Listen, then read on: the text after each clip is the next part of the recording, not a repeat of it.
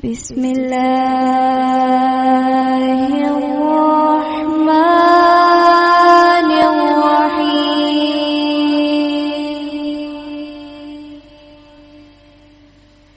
تبارک الذی بیدہ الملک وہو علی کل شیء قدیر۔ السلام علیکم پیارے دوستو، کیسے ہیں آپ؟ امید ہے آپ سب ٹھیک ٹھاک ہوں گے۔ میں ہوں اسما تیمور، لے کے آتی ہوں آپ کے لیے نئی نئی کہانیاں، افسانے اور قصے بھی۔ تو آج بھی ایک افسانے کے ساتھ آپ کی خدمت میں حاضر ہوں، تو آئیے شروع کرتے ہیں۔ کہتے ہیں ایک سوداگر تھا، اس کا کاروبار اور بیوپار بہت سے ملکوں میں پھیلا ہوا تھا۔ ایک روز وہ سوار ہو کر کسی ملک کی طرف روانہ ہوا۔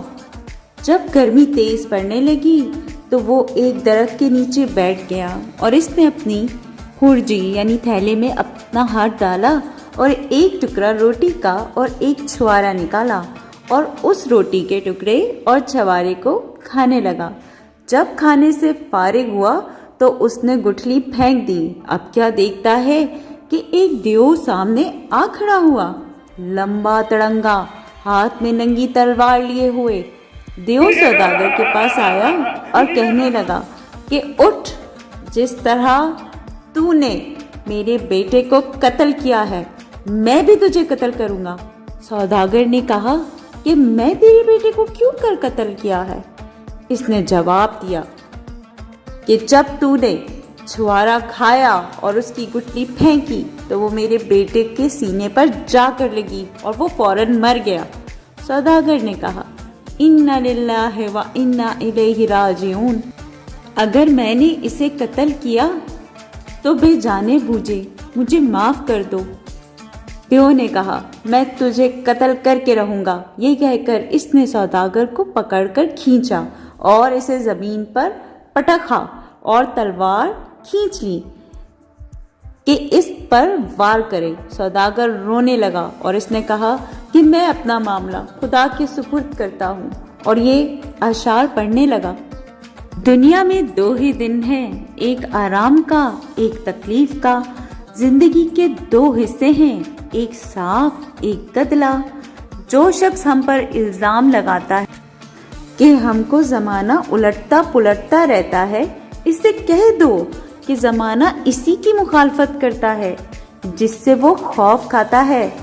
تو نے یہ نہیں دیکھا کہ جب آندیاں چلتی ہیں تو وہی درخت گرتے ہیں جو تناور ہیں؟ تو نے کبھی سمندر کو بھی دیکھا ہے کہ مردار چیز اس کے اوپر تیرنے لگتی ہے اور موٹی ڈوب کر اس کی تہ میں جا پہنچتی ہے؟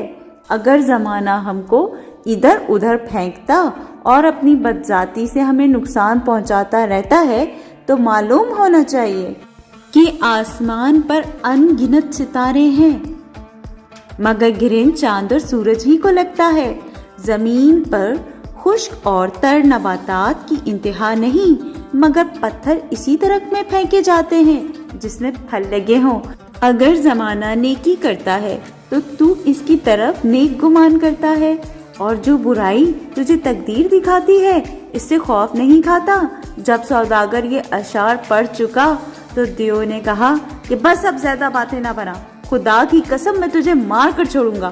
سوداگر نے کہا کہ اے دیو، تجھے معلوم ہونا چاہیے کہ میرے اوپر قرضہ بھی ہے اور میرے پاس بہت مال بھی ہے، میری بیوی ہے اور بچے، اور میرے پاس لوگوں کی امانتیں ہیں۔ مجھے گھر جانے دے تاکہ میں سارا حساب بے باک کر سکوں، اور ٹھیک 1 سال بعد میں تیرے پاس واپس آ جاؤں گا۔ میں خدا کو حاضر و ناظر جان کر کہتا ہوں کہ میں ضرور آؤں گا، پھر تیرا جو چیز چاہے میرے ساتھ کیجیو۔ اس کی گواہی میں اپنے خدا کو پیش کرتا ہوں۔ دیو نے اس پر یقین کیا اور اسے جانے دیا۔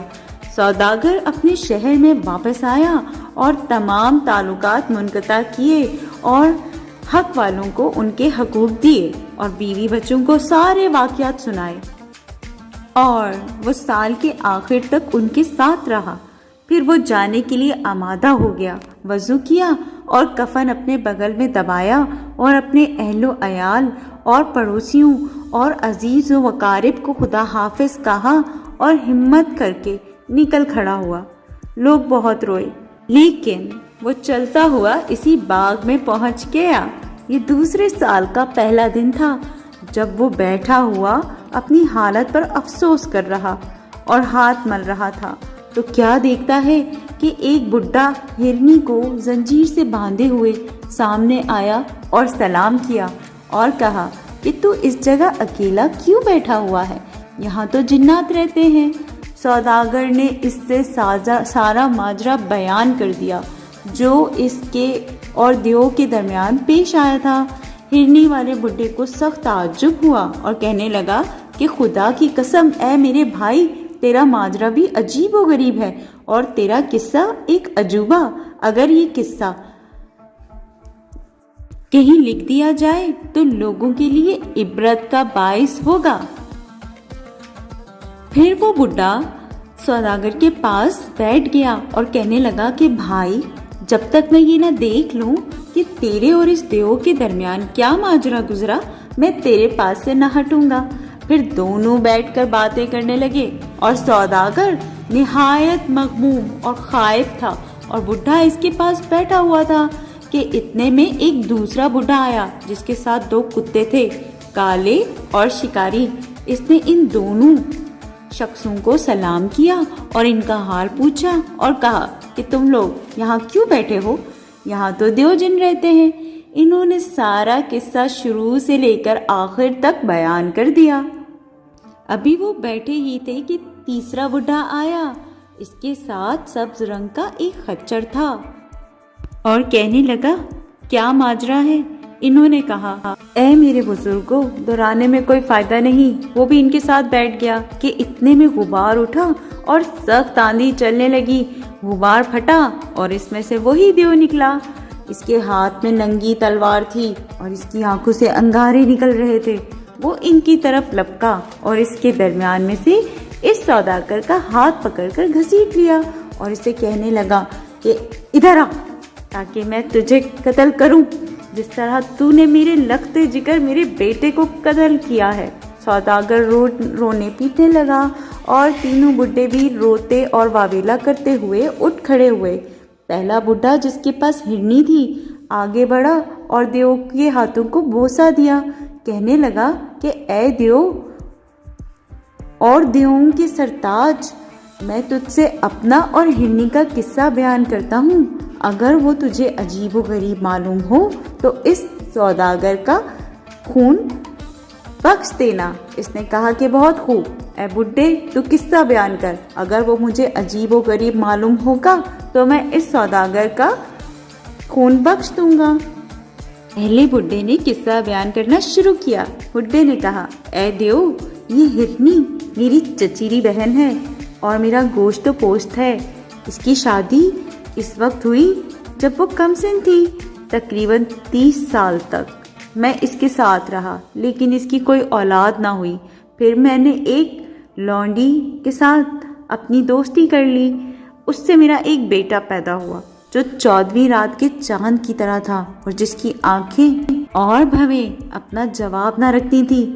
جب وہ بڑھ کر 15 سال کا ہوا تو اس وقت مجھے بعض شہروں کے دورے پر جانے کی ضرورت پیش آئی اور میں سوداگری کا سامان لے کر روانہ ہو گیا۔ یہ میری چچیری بہن بچپن سے جادو ٹونا جانتی تھی۔ اس نے میرے لڑکے کو جادو کے زور سے بچڑا بنا دیا اور اس کی ماں کو گائے اور دونوں چرواہے کے سپرد کر دیا۔ جب ایک مدت کے بعد میں سفر سے لوٹا تو میں نے اپنے بیٹے اور اس کی ماں کا حال پوچھا۔ اس نے کہا کہ تیری بیوی مر گئی اور تیرا لڑکا نامعلوم کہاں بھاگ گیا۔